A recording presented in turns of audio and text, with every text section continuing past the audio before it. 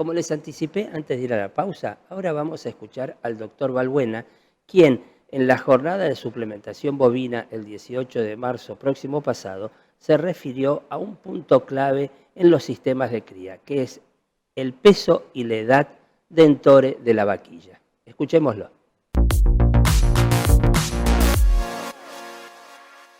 Hoy hemos focalizado en uno de los puntos clave de los sistemas de cría, que es la edad de entore, el peso de entore o la edad de entore de la vaquilla. Es decir, enfatizando mucho que una buena recría, sobre todo durante su primer invierno después del destete, es fundamental para la vida reproductiva futura de ese vientre. Y enfatizamos mucho también, y todos los que presentaron también lo hicieron, la importancia del peso de entore sobre la productividad de esa hembra a lo largo de toda su vida. Y para lo cual, como herramienta fundamental, hemos presentado la suplementación en general y bueno, una empresa con la cual el INTA tiene convenio ha presentado un producto que tiene ciertas características. Yendo específicamente al tema, ¿cuál es el peso de entore que tiene que tener esa vaquilla que entra al servicio? Sí, tiene que tener un mínimo de 320 kilos, porque acá conviene aclarar un poquito. Antes se enseñaba incluso en la facultad cuando yo era alumno y más adelante también, un peso mucho menor que está más relacionado con la hacienda del sur, de la hacienda pampeana, que es un animal más liviano, en general de peso adulto menor al peso adulto que tenemos acá en las vacas de cruza.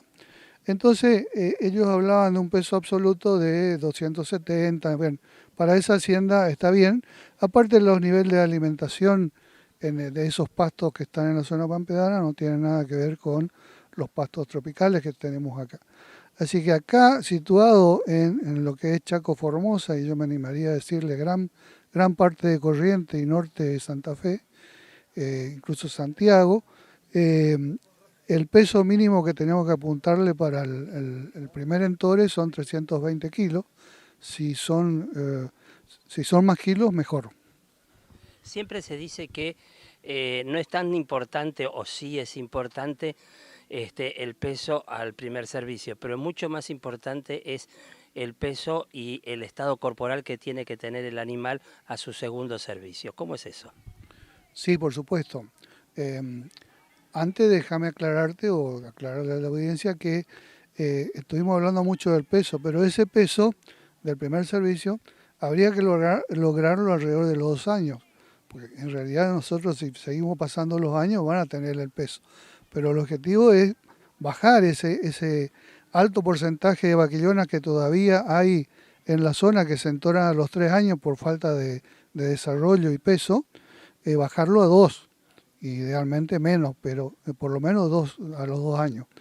En cuanto a la segunda pregunta, el segundo aspecto en tu pregunta, sí, efectivamente la vaquillona que se transforma en vaca al tener su primer ternero es la más difícil de preñar en un rodeo.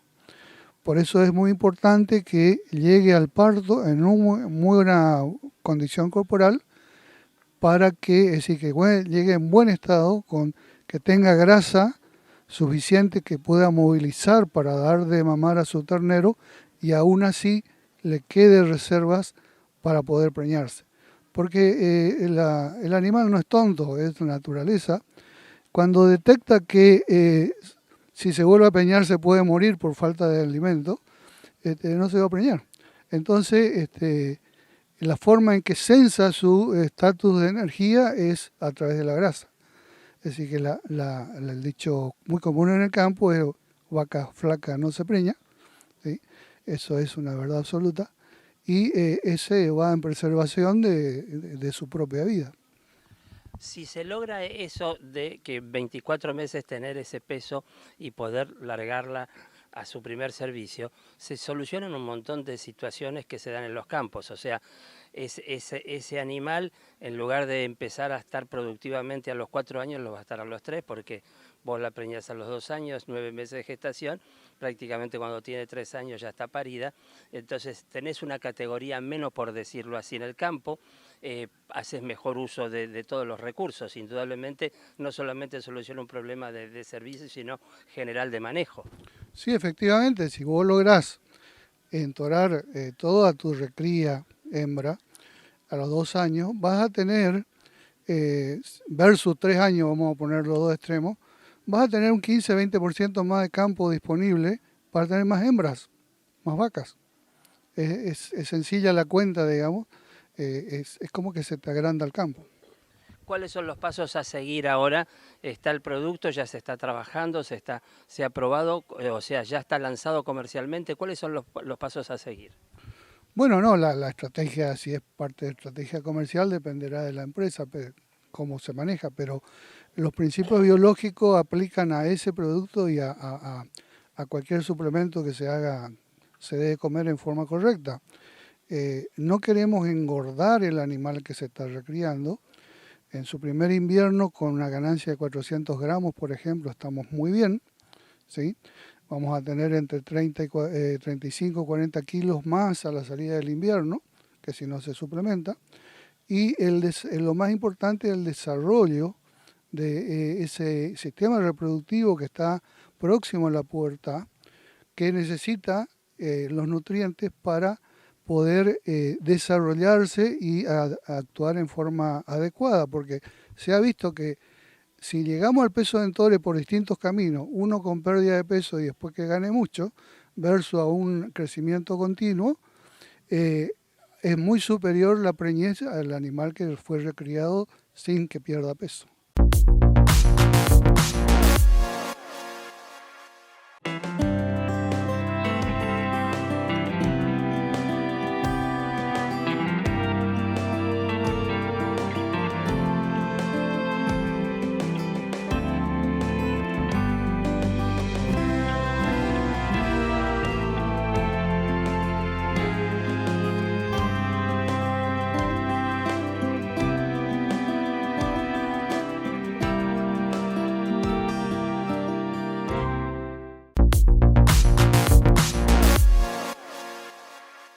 Vamos a cambiar ahora de tema y vamos a hablar específicamente sobre lo que es la cosecha de soja. Ustedes saben que está finalizando una campaña muy dura con respecto a lo climático, una de las peores campañas en la historia de la Argentina, y entonces lo que se va a cosechar son grados con distintos tipos de daño, entonces va a obligar a que aquel que va encarar la trilla, o sea, la cosecha de soja, va a tener que realizar toda una serie de ajustes para minimizar la pérdida de estos granos. Quienes nos van a comentar al respecto son dos técnicos. Uno es Darío Roscoff y el otro es Diego José Santos. Ambos desarrollan su actividad en la Estación Experimental Agropecuaria del INTA de Paraná. Escuchémoslo.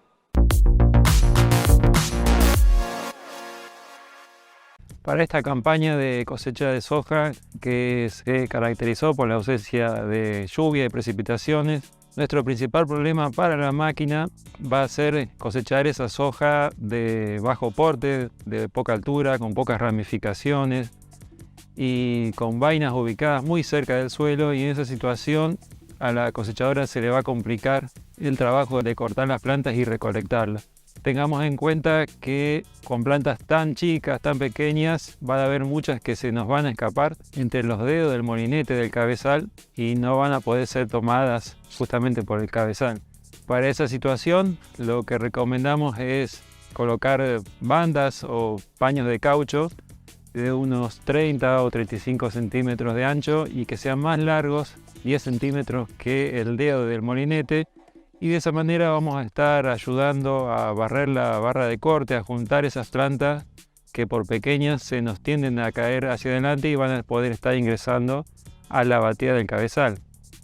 Pensemos que si de manera regular perdemos plantas, cada planta de estas que son pequeñas tienen aproximadamente 50 o 70 vainas, y si eso lo multiplicamos por la superficie, la verdad que los kilos que vamos a estar perdiendo son muchos. En este caso, colocar estas bandas nos va a ayudar a barrer la barra de corte y disminuir las pérdidas.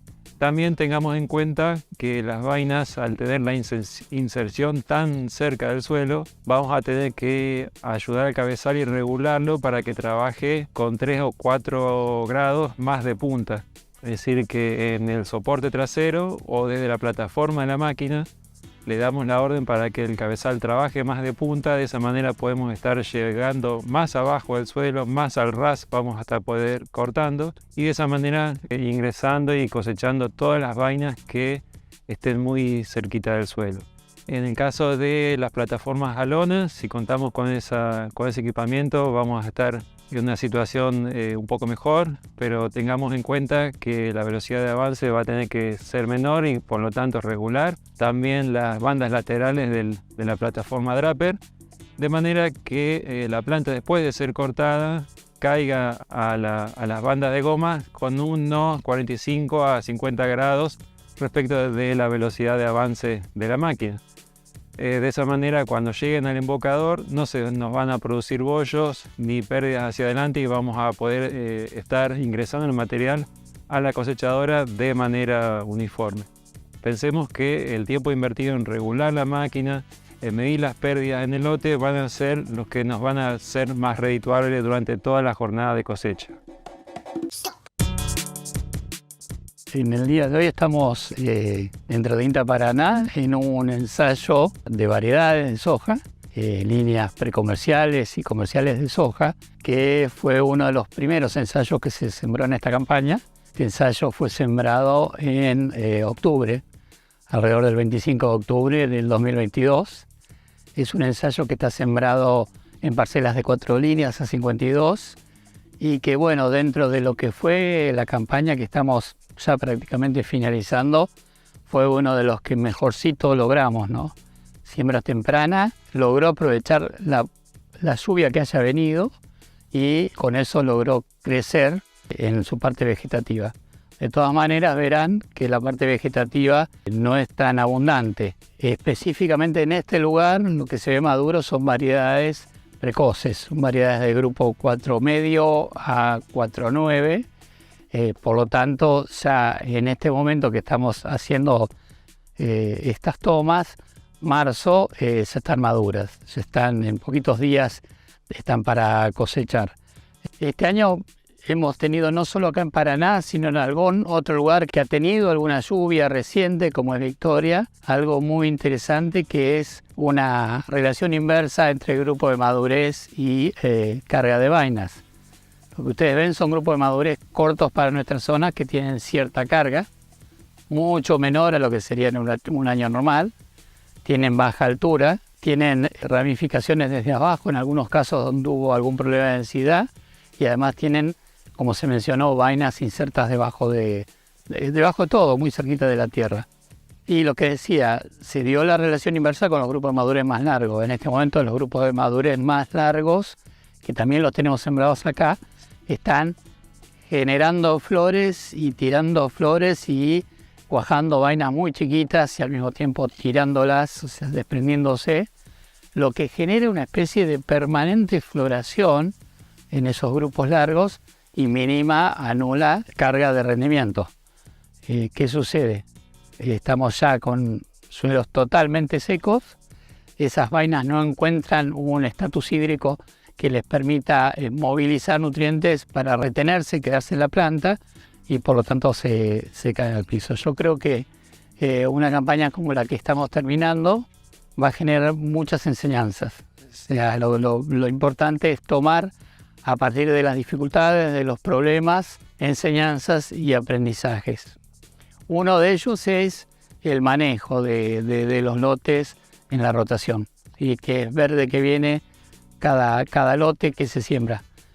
Cierro diciendo que este lote venía de un maíz de segunda, cosechado aquí el mes de agosto, ¿sí? Uno venía acá hace un año y había maíz recién sembrado, venía hace 6 meses y había una cosecha de maíz reciente que fue en el mes de agosto, un poquito más de 6 meses, y bueno, finalmente el 25 de octubre se logró sembrar este ensayo. A partir de INTA Paraná, lo último es que estamos generando información, logramos implementar la red EXO, que es la red de cultivares de soja. Sembramos todos los grupos de madurez, quedó de poca altura, quedó a la altura de la rodilla, pero nos va a dar alguna información interesante ya sobre la cosecha para poder ver qué materiales, qué genética toleró un poquito más la falta de agua, el déficit hídrico importante que tenemos. Así que esa información seguramente en un par de meses más ya la vamos a tener.